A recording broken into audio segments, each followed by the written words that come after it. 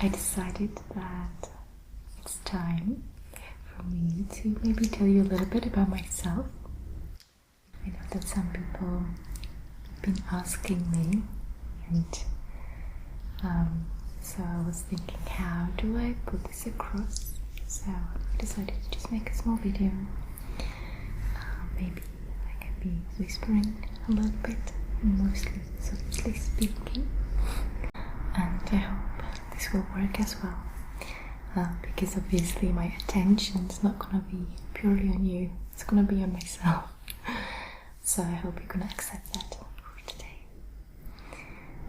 So yeah, my name is Olivia, and I grew up in the Czech Republic, as many of you already know. And when I was about 18, I went to live in England for about a year and a half, where I was studying English. And then I was also living in the States for the next couple of years. Then I went back home and lived there for a bit, and then I went back actually to England, and I started studying here psychology at University of Greenwich. And after that I decided to study, I decided to do my master's in transpersonal psychology and consciousness studies. So I did that in Uni of Northampton, and I'm also a qualified relaxation and mindfulness instructor. And now I can't wait to tell you how fascinating this is for me, to having discovered ASMR. Obviously I knew about ASMR a long time ago, since I was a really small child, but nobody really talks about it until recently. So I find this new phenomenon absolutely fascinating, and I actually decided to research it from inside out. I know it might be a bit strange, because most people are pretty much used to the old paradigm in science, where the researcher is very detached from the research, whereas in the new paradigm, the researcher is allowed to be fully involved, and the participants are not just participating, they're also involved in the research. And I think this is so awesome from you guys who provide an amazing feedback and have all these suggestions, because I really feel like sometimes it's you who really make these videos and I don't have to do anything, I just listen to you. Maybe you're asking, well, what is transpersonal psychology in the first place? So transpersonal psychology comes from the word trans and personal, which the trans means beyond, and the personal, I don't know if you know, but the word persona comes from a Greek word for mask. So actually the regular general psychology is just studying our behavior, our masks, what we have, what we show to the world. So transpersonal psychology is more involved in studying human experiences, and as you can imagine, that's very difficult sometimes to do, because our experiences are hugely subjective. But that's why I decided to just dive in fully into ASMR, because for me these tinglings that I experience and these deep, profound feelings of relaxations, I think that it's not just a pleasurable feeling that we get. For me, ASMR is actually it's merging with another, and it can be a human being, even an animal or an element. For example, like I almost can see why people are fascinated with elements like fire, water.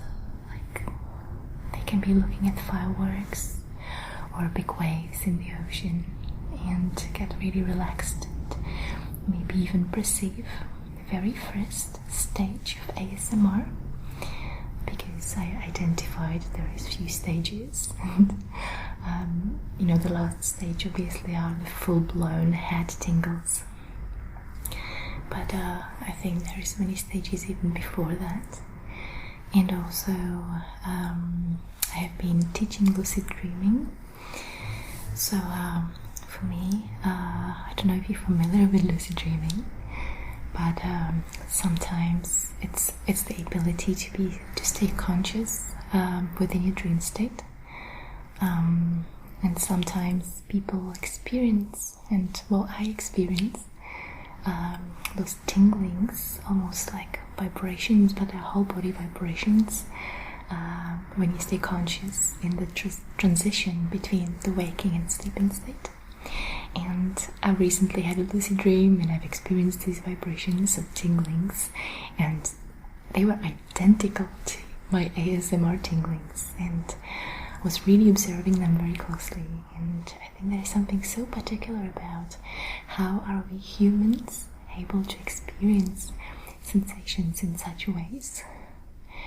And especially it's fascinating because the modern old paradigm science doesn't really know what to make out of it, because they are hard to measure with conventional tools. And so for me, I just want to really understand what's going on here. Also, another experience I've had was at a meditation retreat. It was a couple of years ago. It was a retreat for maybe 10 days, and we were all silent, and we were scanning our bodies up and down every day for about 8 hours, very intense. And on the day 5, I was able to perceive those tinglings all over my body just by giving my body intense attention. And so I find it interesting that I had to spend such a long time to be able to do that, because now I can just watch my favorite ASMR artists, and within a few seconds they just open their mouth and I already feel it. I can't even look at them and I can already feel it straight away. So I think there is something peculiar going on with our changing world, with our world that's merging with technology and using the internet, because these connections that we're making can be done over the internet or in person, which means that it's almost like a huge consciousness, universal consciousness that we have and we are diving in currently. And of course, some of you are probably raising a question about whether this can lead to addiction, and I would say that it can lead to addiction like anything else. It's actually not technology that makes us addicted, it's us when we substitute certain technological advances for human interaction just because we find it easier and because we're hiding the pain that's inside and we are scared of facing it. So then it can become an addiction. But a good thing about ASMR is that it's almost like you can never overdose because, as some of you may know, the tinglings that you experience, they may become less intense if you're watching ASMR videos too often. So I find this really cool as well. And yeah, this is what I'm up to right now, with with my new research on ASMR, my new personal research on ASMR. And another big thing that's in my life right now, it's actually I'm building an app with my team. It's gonna be made of recordings of guided meditations made for negative emotions and breakdowns.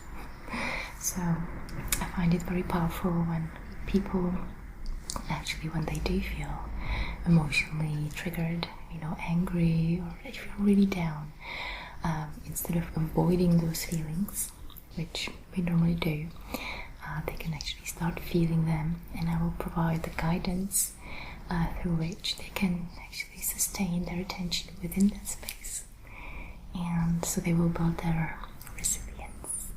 And also it's a way to become masters of our emotions. And most meditations, if you noticed, are usually aimed for peace and happiness, but we know that most of us, that all of us sometimes feel down, and actually it's probably more often than we think or than we'd like to admit. So I would like to help everyone to become more being present with their emotions and how to really handle those emotions, rather than those emotions handling them. This is what's happening. So I believe that I can use some of those things that I've been learning, thank you to you guys, in my videos. And as you can see, I am hugely enjoying what I'm doing. It really puts me so much in touch with my feminine side. So you don't have to be worried that I'll be finishing anytime soon. I have many ideas what I can be making videos about, and so maybe I can tell you a bit about my own experience of ASMR. And so I've been always feeling a lot of tinglings, especially with strangers who talk to me, give me some unexpected attention. As you know, ASMR is closely linked to altruistic attention. So I've been feeling it, when people are talking to me, or obviously when I was watching someone, even touching and massaging, or when someone was playing with my hair, various children's role plays. And then, actually, a couple of years ago, I started noticing that I have strong ASMRs. Funnily enough, during various lectures I've been attending, they're usually lectures on consciousness, and I've been having those ASMR feelings when I heard maybe some profound information. Even I wasn't paying attention, I would still get those tinglings. It's almost like when I heard something, those tinglings were telling me, hey, pay attention right now, this is important for you.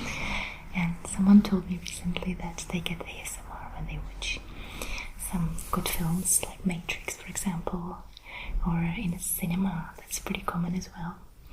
I always thought that I was a bit chilly in the cinema, I was a bit cold, because I was always having these goosebumps running all over my body. But now I know it's not because it's cold in cinemas, it's because the sound is actually amplified, and so it's much easier with all the emotional music and information that comes from the films. It's easy to perceive ASMR. And also, interestingly enough, once you start noticing more, where you're feeling your ASMR, then you can bring it more into your life. And this is my big passion to and this is all it's about for me, to feel more, to learn how to feel more, and to help other people to feel more, to be more alive and more engaged in life. But now I detoured a little bit. I wanted to tell you also about people on the phone because that's very common currently. All these salespeople that keep calling me, I always listen to their whole pitch, so they might not be too happy with me because sometimes I ask them questions and I have no intention of buying, but they give me a lot of ASMR. So this is my journey that I'm on right now. I wanted to keep this video very short, so I'm not gonna be taking any more of your time, and I'm gonna go and prepare more videos that will be about you, because that's the whole point. And so I will see you soon, and thank you for watching and listening to me. Bye for now.